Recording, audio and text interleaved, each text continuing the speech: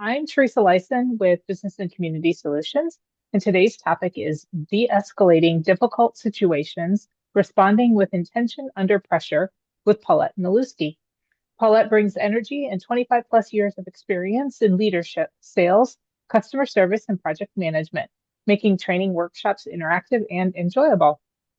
Through storytelling, real life examples, and thought provoking dialogue, workshops provide participants practical application. Paulette has facilitated training with clients in insurance, healthcare, consumer products and services, utilities, college and universities, banking, and manufacturing. She earned her master's degree in organizational leadership from St. Ambrose University and has picked up other certifications along the way, including strategic doing, real colors personality profile, mental health first aid, and Prime for Life, which is drug and alcohol prevention. If you have any questions or comments today during Paulette's presentation, please add them to the chat box at the bottom of the screen. And if you have any questions, we'll answer those as we go or save time at the end to get to those. And so with that, I'm going to turn it over to Paulette. Thank you for joining us today, Paulette. Thank you for having me and thank you for the intro. Everyone, welcome. Glad to have you. I love this topic. When I think back on my career and all the tense situations I've encountered with customers and vendors and clients and coworkers, you name it, I think it's a really important topic. And if only I knew today or back then what I know today, I could have managed some situations, I think, a little bit more effectively. So that's what we're going to dive into today. And I think it is a great opportunity to talk about four particular techniques. These techniques that I'm going to share are a small snippet, a sampling of a much more in-depth 2 to 3 hour workshop that we can always bring to you on site at your location in business. So, by definition, de escalation means to stabilize, to slow or reduce the intensity of the interaction. And these techniques that we're going to talk about are options for consideration. They're not necessarily intended to mandate a policy or direct action because it's to give you ideas. Not every tool is going to work for every situation. Those four techniques are acting with intention. This is the idea of being really present and having an awareness of our mindset. Number two is communicating with intention, being thoughtful with our words and how we use them, and along with our body language, our gestures, and our facial expressions. It's all got to be aligned, which is kind of hard when we're under pressure or the situation is tense or we're worried it's going to get out of hand. And the last one is situational awareness. So be really aware of our surroundings. I was thinking back on my very first job when I was 17. It was my first full-time job. And we had a customer who was irate, just livid. And I was asked to go to the president's office. Well, this organization employed hundreds of people. I had never met the president. As I'm walking down the hall, approaching the office, I can hear the customer on the speakerphone yelling through a closed door in the hallway. So if you can imagine, that was my first entry into a really intense customer situation. And I will say that if a customer feels that something is unjust, unfair, unethical, emotions might run high. And that may be an example that many of us on this webinar here today have experienced when interacting with someone else. Because if something someone cares about is threatened, they might go into fight or flight. And that's when sometimes they may become unreasonable. I was thinking back on my career and other times I've encountered when emotions have intensified and may happen at times of terminating employment. Hopefully not. Hopefully we've set really clear expectations. We've been really supportive and given training and we continue to be respectful, but it can get a little bit tense at times. A reduction in force or a layoff, an announcement of a buyout or a closure can get people nervous and fearful a little bit. And then other times that you can just think of, I would love for you to reflect on when have you witnessed or experienced a situation where emotions have flared? And think back on that so that you have a point of reference as we move through this topic together. And think about what put that situation in motion, what sparked it. And if you remember, how did you feel?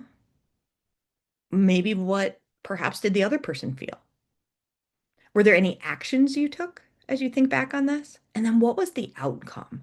So as we go through today, have that in your mind, and maybe you can correlate some of these steps to that situation. We have over 100 people, 150 people about who registered today. So I'm not going to open it up to share stories, but in a on-site workshop, we might talk in small groups about some scenarios and situations. But to keep it on time and observe confidentiality and privacy, we are going to skip that step today. But what I will say is, again, when people are tense, they might go into fight or flight. And when that happens, the part of our brain that's called our amygdala, it regulates our emotion and our behavior, and it will fire off. It will activate in times of stress, um, extreme stress. And what's interesting about the amygdala, it has no capacity for language. It can't express, I'm afraid, I'm angry, I'm scared. And so that's why sometimes when people are really flustered, they become a little bit unintelligible or maybe have a little bit of gibberish because there's no capacity for language. So we assume that people are in control of their behavior. But when hormones are flooding the brain and the body and our rational part of our brain shuts down, people have trouble reasoning, they have trouble critically thinking, they have trouble listening, recalling information. So they're kind of off the rails. So that leaves our options as waiting it out, walking away, revisiting it at a later date, because they might not be able to regain composure and self-regulate at that moment. On the other hand, some people can very quickly regain composure. So I would love to invite you to use the chat and tell me, just say I do, if you know who Alex Honnold is. How many of us on this call know who Alex Honnold is? He is a rock climber. Yeah, Michael knows. What's interesting about Alex is that when he rock climbs and he does really tall skyscrapers, and well, not just rock, that's not a rock, that's a building, but he doesn't use any safety gear, no ropes, no nets. And so this begs the question, like, how does he do that without getting scared? I mean, my hands, my palms would be sweating, my heart would be racing. I don't know that I could think and place my movements and not put myself at risk without any safety gear, especially. Maybe even with the safety gear. I don't know that would make it any better for me. So a doctor was curious and invited him to take an MRI. And they looked at his amygdala and they said, what is going on with this situation? And what they found when they showed him some fear-inducing images is that his amygdala didn't activate as others typically do. Now, there's a couple different theories as to why, but the point being is when we think people should be in control, depending on how their amygdala fires off and functions, it might not be the same for everybody. So that's the big takeaway there is that our capacity might vary from person to person. And so it's important we remain calm when other people are emotionally hijacked. The way to do that is not to say calm down, because we all know if we've ever experienced it, it does not work. But what we can do is take deep breaths, like a really good full deep breath. You can breathe and capture air in your throat. You can breathe deeper and capture it in your lungs, or you can take a really deep breath and capture it all the way through to your diaphragm. And if you take deep breaths for about 90 seconds, it can really help you lower your blood pressure and lower your heart rate. Now, if you're in the moment and it's not a crisis occurring over a long period of time, then that might be hard to do because the person you're working with could see it as you being flippant because it might sound like a sigh. But that is one technique. So if you can't get to the full 90 seconds, be sure and take a few deep breaths. Number two, pause. And the way we can ensure that we're pausing is to silently count to ourselves. So for me, I like to count to 6 or 7 because sometimes that's just enough time to give me the ability to respond rather than react. So I don't say anything I regret or do anything I regret. So silently counting to ourselves, being really aware of our presence and assessing um, the situation. And we'll get to that as one of the techniques. That's technique number 4. We want to give people the benefit of the doubt. So the way we are wired is that the 4 main emotions we feel are fear, sadness, anger, and happiness or joy. And so it's hard sometimes to give someone the benefit of the doubt if they're coming at us with anger or any kind of discord. But we want to say, there's got to be a reason for this and separate the person from the problem, meaning they may be behaving in this way in the moment, but they're probably a good human and somebody loves them. So really make it just about this moment, not about their character, and we don't start labeling them and really get curious. And we'll talk more about that in a minute. So step 1 is this idea of acting with intention. We need to remain calm so that we can think clearly, we can speak concisely, and we can respond, not react. People will mirror us. We will set the tone. So if you've ever been in a crisis situation and you look around, the most calm person is usually the leader because they know that people will emulate their energy and their vibe and how they conduct themselves. So we have to be a duck. You just imagine a duck floating along the river and it just looks calm, cool, and collected. But what we don't see underneath the surface of the water is its little feet going really super fast, right? So we might on the inside feel like, oh gosh, what's going to happen next? Can I control this situation? Is it going to get out of hand? What do I need to do next? But we want to keep it that all under the surface. We want to present in a way that we're calm, cool, and collected because people will feed off our energy. I heard it once described as an emotional wake, so hence that image of the water and the ripple effect. So I'm curious in the chat, share how does your body signal it's stressed? What's the cue? How do you know, oh, this is a stressful situation for me? How does it show up? Feel free to share in the chat. Yep, muscles, temperature rises, hot, sweaty, heart races. I hear that a lot. Shoulders get tense. People turn red, flush, sweaty palms, rapid breathing, tension, tingling in the muscles. It's hard to think, heart races. A lot of this is the same. So the real key here, and if we take the workshop, we'll dig a little bit deeper into how to pay attention to these cues so that we don't get ramped up and we immediately identify what's happening with us. It's really important that we are really aware of our mindset because we want to avoid the trap of divisive thinking. That's, that gentleman I talked about when I was 17. Boy, he just flew off the handle. I'm going to sue you. How dare you? It was like very divisive thinking. And this creates a lot of gridlock and animosity and resentment. So if I can keep myself in a mindset that this is going to resolve, I have the resources and tools to do this. I can handle this. I can do hard things. Then it avoids me from getting in that all or nothing, right or wrong, my way, your way kind of ultimatum and threat thinking. And the way we do this is we get curious. We wonder why we go, there's got to be more to the story. What happened leading up to this that I don't know? I'm really interested in their perspective. And so that's really key is to be very mindful of what we're thinking and what story we're telling ourselves. I really believe a lot of this is that managing our emotions is an inside job. This self-regulation is so important.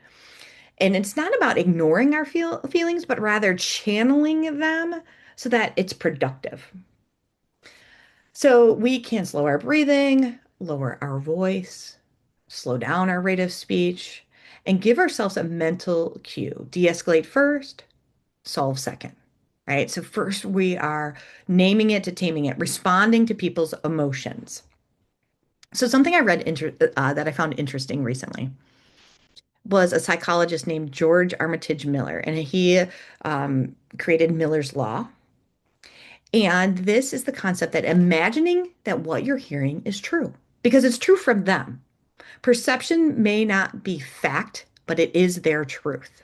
Perception may not be fact, but it is their truth. So, this idea is that we will be less judgmental if we say, you know what, this is true for them. I believe them.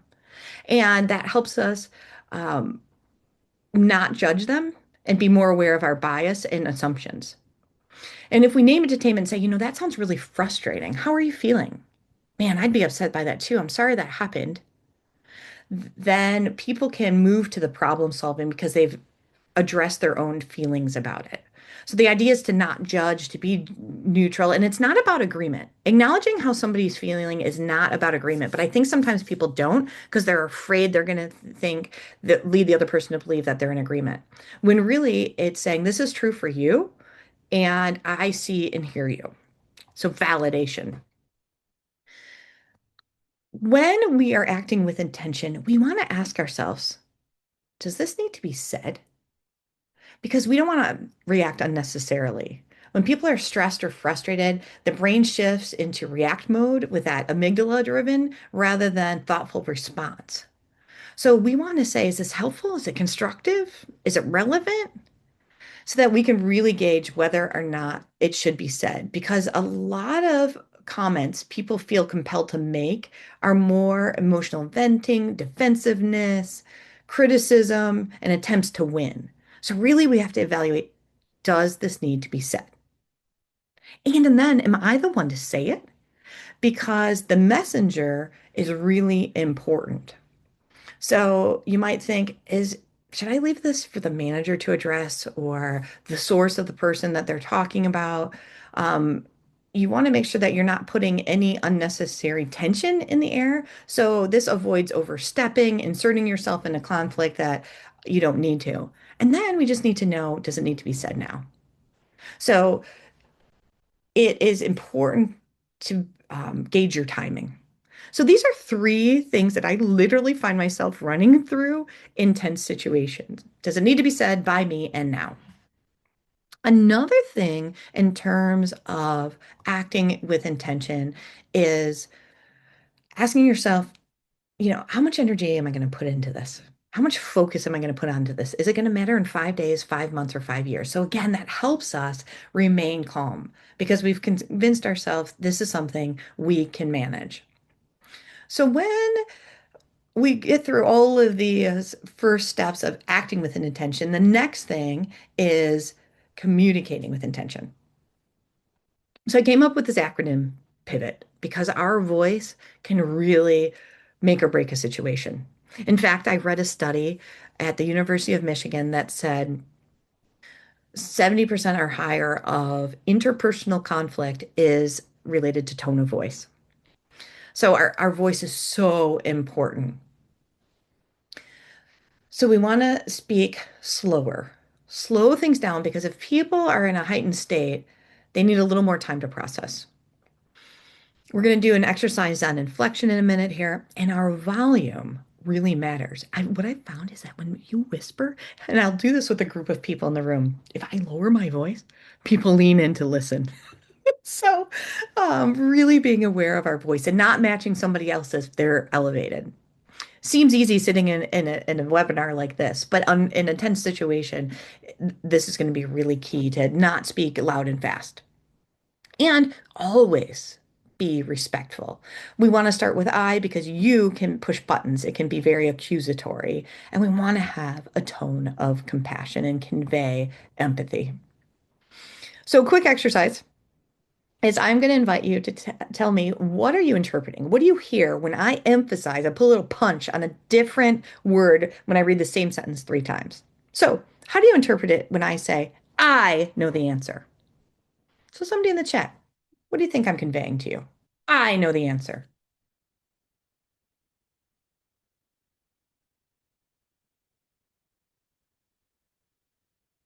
You know, and I don't. Yep, I am definitely right on this thing. For sure. I know it all. I'm a know-it-all. Yeah, absolutely. Right? Now I'm going to just change the next word. I know the answer. So now what do you hear?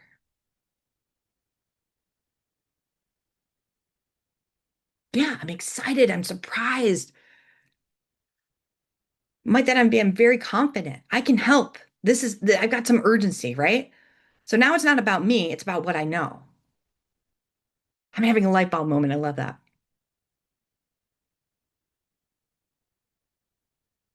So the next one is I'm going to punch the third word is I know the answer. I know the answer. What do you hear now?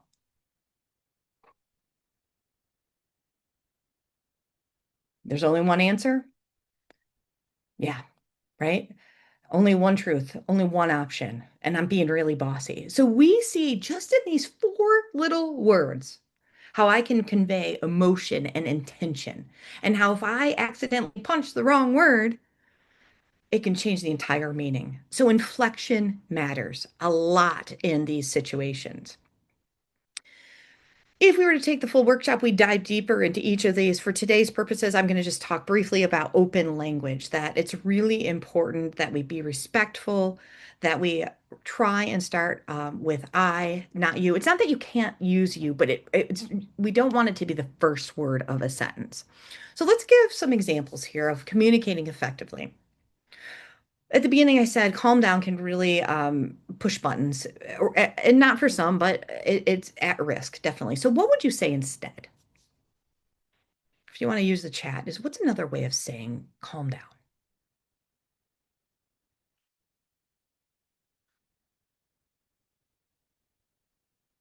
Take a breath. Absolutely. Because just as we do it for ourselves to lower blood pressure and our heart rate, it will help with them. Let me make sure I understand. Hey, tell me what you think. Let's take a step back. I'm listening. Let's together think this through. Maybe we should take a moment. Those are all really good.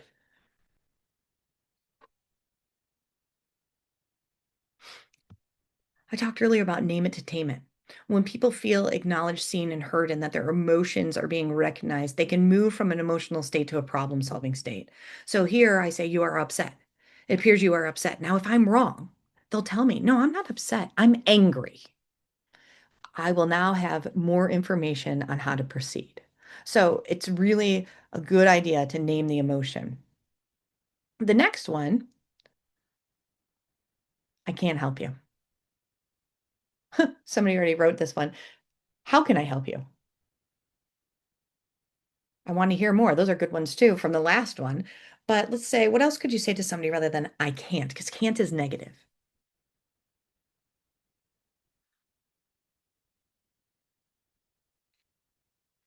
Let me find the answer for you.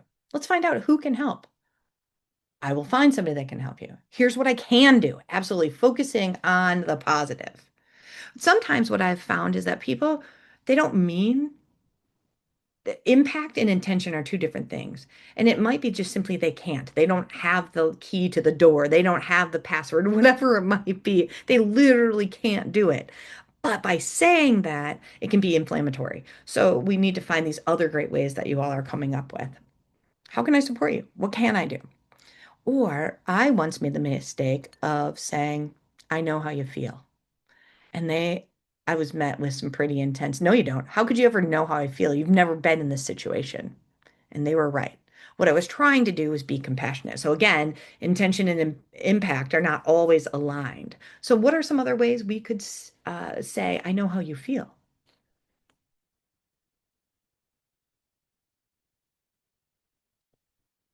That sounds rough. How can I comfort you? I hear what you're saying. That sounds difficult. Yeah, I hear you. Good stuff. And now the next one, maybe we want to redirect this person to a different space, especially if it's in a high traffic, highly visible area. Now we want to redirect them maybe to someplace that is private but not secluded. We want to make sure it has exits if they're in a heightened emotional state. So rather than directing and telling, we might say something like, let's head in this direction, or may I speak with you? So it's more of an invitation than a direction. Along moving from acting with intention, communicating intention, now we're going to talk about using our body language with intention. This is so important. Number one, we don't want to square off, meaning we don't want to face, sorry, that moved ahead. We don't want to face shoulder to shoulder. we want to either move to their side or at an angle because it's not as confrontational, right? Also, we want to be out of arm's length, and I think it's inadvisable to touch the person. Like even if we're trying to be, you know, sincere and gentle, like I would make sure that we just give them their space. We don't want to point. We want to keep our hands open and visible. I don't, not like this, but my screen, because of where my camera is, I did that. But usually when I'm standing up in a group, say we were all together in the same room, I would have my hands at my sides. I wouldn't put my hands in my pockets because then they're restricted if I need them. I wouldn't put my thumb through the loop of my belt loop or anything. I just have my hands relaxed and visible at my sides. Excessive gesturing or pacing. I had somebody in a de-escalation workshop say that she speaks with her hands a lot, and this can be very distracting to the message, especially when people are amped up, because we need to be clear, concise, and this can just add visual noise. So we want to be slow and deliberate with our movements. We also never want to turn our backs. You know, on that last one, when I said, can I speak with you? Let's maybe go over here. I would not walk in front of a person where I can't see them behind me. I would walk next to them or I would invite them to walk in front of me. The other thing we don't want to do is we might be thinking, okay, I wish this would go away, so I'm going to smile. We don't want to smile. What's interesting is we can interpret when people are genuinely smiling because your eyes light up as well as your mouth. And so a fake smile will be perceived, or you're at risk of it being perceived at least, of being unauthentic and fake and not caring. So it's important that we have a neutral facial expression. We have intense eye contact most of the time when we're just talking calmly. About 70% of the time, we might be making eye contact here in the Western hemisphere. Now, when the situation is heightened, it's important to make intermittent eye contact and have a lesser than that average of 70%. Another thing is if you're not big on looking at people intensely in the eyes, you can cheat a little bit and look at their forehead, and they probably won't know the difference because you're looking enough in that general direction. So these are some body language tips. And the last one, so we've got act with intention, communicate with intention, have intentional body language, and now it's all about your environment. Are you aware where the exits are? Do you know where your phone is if you have to call someone? Do you know where your coworkers are if you need backup?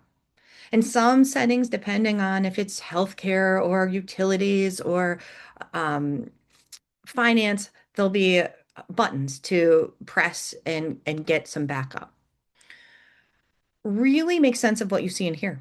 So recently I was in a general public class. So I was facilitating a workshop, and at the break, one of the participants came up to me and said, that person sitting next to me has a restraining order against them from my girlfriend. I didn't know who they were. I've never seen them or met them, but based on what they're telling me, I know it's them.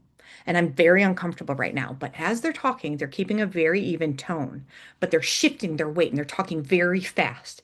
And then they say to me, I'm not going to punch them. And I thought, okay, they're considering violence, even though they're trying to talk themselves out of it, right? So you got to make sense and interpret what you're hearing. Because if I took the words at face value, that's one thing. But I was like, their body language tells me they're distressed. Their words tell me they're distressed. And so I did all the things. Okay, let me walk you to your car safely. And then I kind of stepped aside. I'm going to go get my keys. And I quickly made a call to our security because our organization had that, all of these things, right? So if there's misalignment, really dial in and interpret that the best you can so that you're predicting those risks and outcomes.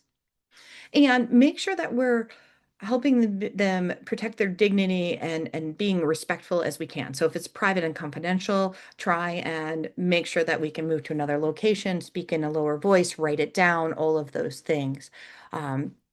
So those are the tips of the four different techniques that I go over in but today I did hope that you'll walk away with some things you've learned and can apply. But if you are interested, we do have a 2 to 3 hour workshop that you can contact NICC about. And we would also go through some scenarios and discuss them.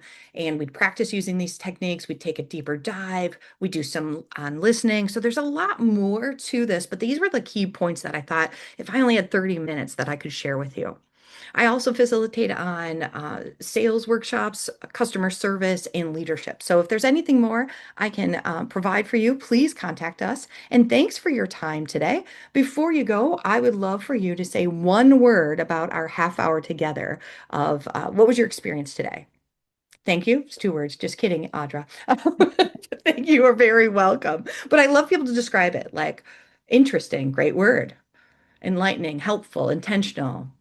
Thank you for the information. Calming, empowering, insightful, excellent.